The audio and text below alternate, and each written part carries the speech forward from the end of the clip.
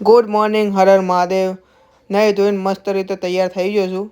હવે જવું છું મંદિરે દર્શન કરવા. મંદિરે દર્શન કરવા જો ને માનસી મારે જોડે આવી ગઈ, તો માનસી મને ચલાવતી ચલાવતી લઈ ગઈ અને એને દર્શન કરાવીને પછી ઘરે આવી ગયો.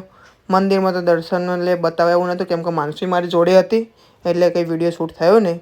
તો એને ચલાવતો ચલાવતો પછી ઘરે આવ્યો. ઘરે આવીને પછી ચા નાસ્તો કર્યો. ચા નાસ્તો કરી અને માનસી વળી ત્યાંથી ઊભી જ ના થાય, મારી જોડે જોડે રમ્યા જ કરે. ચા પીવા અને ચા ઢોળા ને એવું બધું કર્યા કરતી રમતી હતી. બરાબર રમી અને પછી બધા સાથે હવે વરદા માતાના મંદિરે દર્શન કરવા નીકળી ગયા. આ છે વરદા માતાનું મંદિર રૂપાલ ગામનું. ત્યાં મંદિરે દર્શન કરવા ગયા. અમે મંદિરમાં પહોંચી ગયા છે, વરદા માતાનું મંદિર. અને આ છે પલ્લી રથ, જે નોમના દિવસે પલ્લી નીકળે છે એ પલ્લી રથ છે. માનસી સીડી ઉતરતી ઉતરતી આવીને પપ્પાને પછી ઉચકીને જ લેતા આવ્યા, કે એની બહુ લેટ કરતી હતી ને એટલે ચાલા ગયા. પછી એને લઈને નીકળી ગયા. બાજુમાં ખોડિયાર માતાનું મંદિર છે. ખોડિયાર માતાના મંદિરે જઈને દર્શન કર્યા. જય માં ખોડિયારમાં, સારું કરજો. અને પછી હું નીકળ્યો ગાંધીનગર જવા. ગાંધીનગર ડેપોમાં પહોંચી ગયો. ડેપોમાં પહોંચીને આજે રાતે સુરત જવાનું હતું. સુરત જવા માટે ટિકિટ કરાવી. હું માનસી અને ભાભી આવી ગયા છે ખેતરે કોબીના દડા લેવા અને શાકભાજી લેવા થોડું ઘણું. આ પાછળ મારા નાના નાના બેનપણી આવી ગયા છે, પાછળ ભાભીને પણ આવી ગયા છે.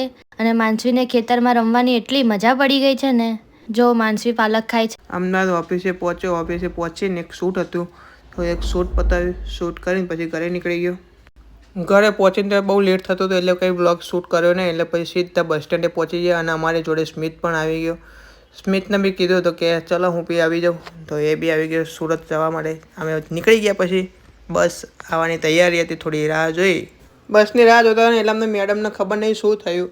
તો મેડમ તો અમારા રિહાઈ ગયો. મનાવવા પછી ખબર નહીં પાછું વધારે કંઈક થઈ ગયું. એમને કંઈક લઈ આવવાની મેં ના પાડી, ચોકલેટ ને એવું. એટલે પછી દૂર જઈને બેસી ગયા. દૂર જઈને બેસીને પછી બસ આવવાનો ટાઈમ થયો એટલે પછી પાછી આવી ગઈ. અને બસ બી આવી ગઈ. પછી અમે બસમાં જઈને બેસી ગયા. બસમાં બેસી ગયા. સ્મિત એના ફોનમાં પડે છે. અમે હવે નીકળી ગયા સુરત જવા. તો આજના માટે આટલું જ. તો વિડીયો ગમે હોય તો લાઈક કરજો, કોમેન્ટ કરજો, શેર કરજો અને ફોલો બી કરતા જજો. જય માતાજી, હર હર મહાદેવ.